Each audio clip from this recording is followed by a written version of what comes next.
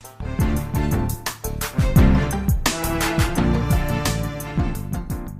welcome to the Market Alert for Monday, the 11th of July 2022. So Friday was NFP numbers, and this is the roundup of the day's events.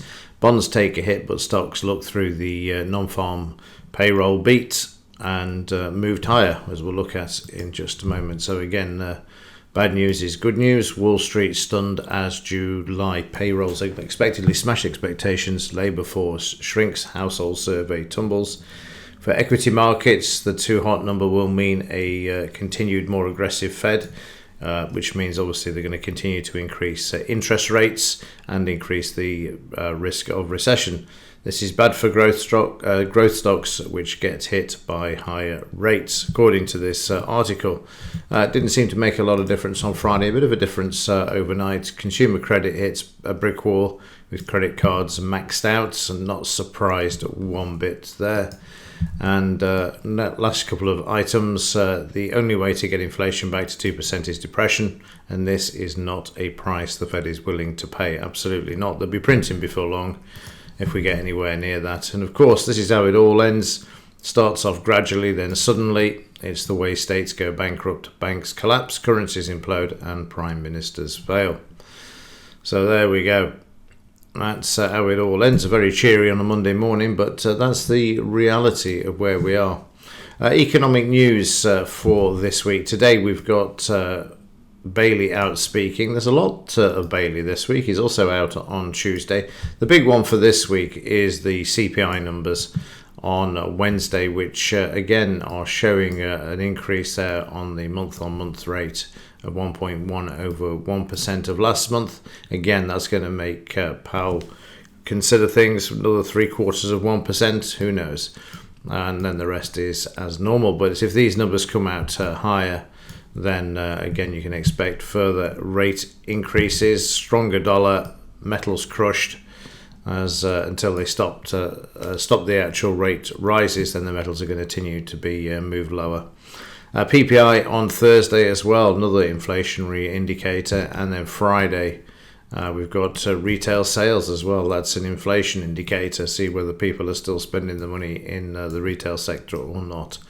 But today we've just got Bailey at 3:15. I don't know what he's speaking about, but he will be out at 3:15 there. Gold-silver ratio sideways to lower, as you can see there. A bit of strength coming back, or stability coming back into the market at the moment for silver. But let's have a look at the stock markets and Friday's reaction. You can see in the Dow there that the market is traded up to the 78% retracement from here back to here. And overnight prices, the reality are kicking in from Friday, which if we look at the 30-minute chart, we saw the spike down, and then we saw another spike down when the Dow opened, and then they just bought back in, whether it's the plunge protection team or what, but they dragged the market all the way back up. As you can see here, 100, 200, 300 points back up before the market retraced 78% and then 89%, and then has made its way back below Friday's release there on the overnight market. Also trading at the moment below Friday's low, so we're seeing a bit of a resumption to the downside there for the Dow.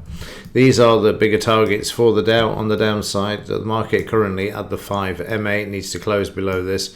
The 20 MA ties in with a golden ratio of 62% there. In the German DAX, selling pressure for Friday as the market was moved higher. Not terrific volume, but the range is narrower than the previous bar. Trying to hold the market there at the 20 bar moving average golden ratio, and now being moved to the downside. So what I would do here is put in a few fibs on the downside. Now you can see these numbers here as well, and you've got the 38 tying in with the 5 MA there. So we'll watch this area. 12,779 could be a bit of support there for the two reasons: 38% retracement and the 5 MA there. In the 30-minute charts, again you can see Friday the market trading down to the DP, where there is some divergence. You see the volume coming in there, and then they just drove the market back up with the US. This is prior to the US. Then we get the non-farm payrolls. Market retraces and then goes back up and does 89%, more or less 100%, as you can see there. And then overnight prices have made their way down. We're not near the low yet of Friday in the German DAX, but we could see a run down to this before any stability coming back into the market. We're through the DP, through the other two averages as well, and also closing below the 5 bar. So everything moving in the right direction here at the moment.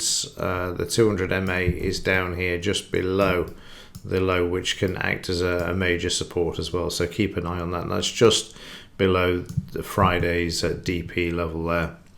In the 5-minute chart of the DAX, you will see, I'll just move the chart over, the market was fairly sideways on Friday morning, waiting for those numbers. And then 10 a.m. we had a run to the upside, as you can see there. They got bored, market came back to the DP, you got divergence there, nice retracement as well, and then the market just took off to the upside and kept moving, traded sideways. Then we've got the NFP numbers back down to the 200 MA, and Thursday's close, market retracing 89%, holding above the high, oversold, and then moving up for that final part of the DAX session, and then drifting lower, as you can see, overnight and Friday, and just about to head back down to this low that it's made overnight as well. In the S&P, similar picture, the market down overnight, having traded up to 89% retracement during Friday's session, again with some supply, very quiet volume-wise, as if the market was just being held. And there you can see in the morning session, overnight session for the S&P, the market sideways. The market's reaction to the NFP numbers, a lot of selling initially, then it's brought back, oversold. And again, that same picture that you saw in the Dow. Market is currently above the low, unlike the Dow at the moment. So the S&P showing a bit more strength there, sitting at the S1 level in the 30-minute chart. In the FTSE 100 daily chart, again coming under some pressure there. The market sideways, like two little soldiers there standing side by side. Market currently below the 20 and the 5 MA, and what I would be inclined to do here is just to draw in some fib retracements, and the only way I can do this is to click twice at the bottom of this bar, and you will see that we're heading towards that 62% retracement, and then we've got the others there, 78 and 89, already through the 38 and through the 50, so we'll keep an eye on those as well. 30-minute chart, very choppy on Friday for the FTSE market, up initially, then down, then back up 50, then back down 50, and then down to Thursday's low, where the buyers came into the market at the NFP numbers and bringing the market back there with the US before making its way back down again. And again overnight you can see that prices now are at Friday's low. So that being the case, if it's broken here, then we will continue to move lower down to these fib numbers here. And in the currencies, the yen finding some support at 89%, oversold with demand there. You can see the demand there. Draw it in properly. There we go. Got the demand there, got the crossover, and now making its way back. I've drawn in from this high back to here, the first fib retracement. You can see the market already at 78. If this is taken out along with the 20 bar moving average, I will draw from here, project back, and then from here project back, and then from here and project back. So just keep moving the fibs to the upside through these areas here to see where there is resistance. On Friday there was a bit of a sell-off after recording the market alert. Prices found support here. Again, you've got divergence where the momentum is switching. We then go to green, and the yen moves all the way up to the upside, apart from a bit of a blip, which you can see there when the NFP numbers were released. Meanwhile, in the pound, the market trading up, just closing for the second day above the 5-bar moving average, but the dollar's gaining strength overnight, and you can see there that we're already heading back down towards the 5-bar moving average. From this low to here, we'll put all of these in place. Let me just remove this here. Let me just get rid of this line. And we're already just coming through the 38%. Again, you watch the 5-bar moving average, you'll find the 5 MA is generally in line with a 38% retracement there, but we'll just keep those as they are at the moment to show where the market could move to. 30 minutes of the pound. This sold off on Friday morning, and you can see there the market finding support.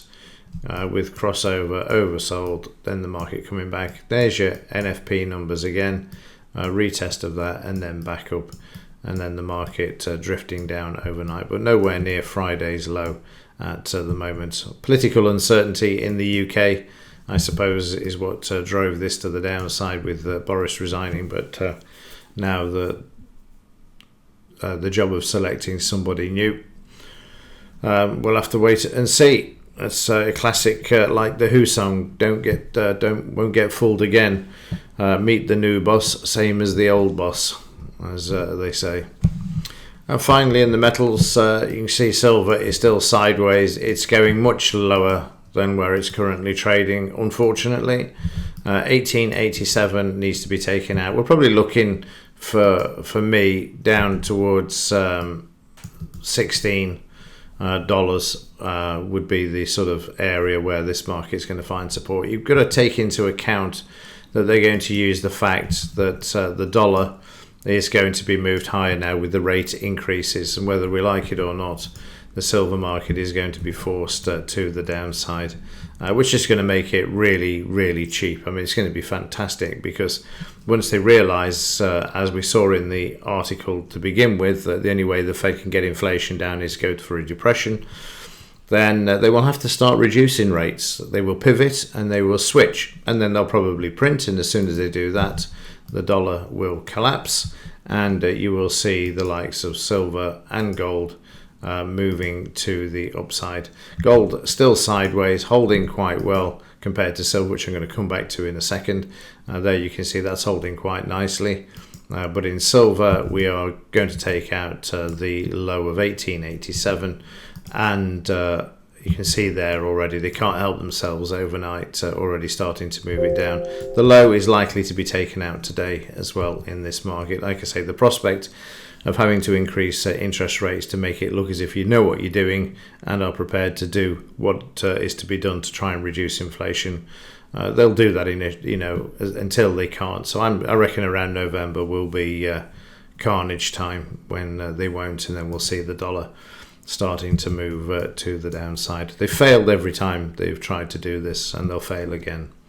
And crude oil also moving higher on Friday. Bit of weakness overnight, but still above the $100 per barrel level. Still not making a lot of difference at the pumps, but we're still in my particular area, still below the £2 per litre for both petrol and diesel at the moment. Okay, that's it for this one. Let's see what happens with Bailey at 3.15. Otherwise, the market's got to make its own direction. So, as ever, thanks for watching. See you in the next one.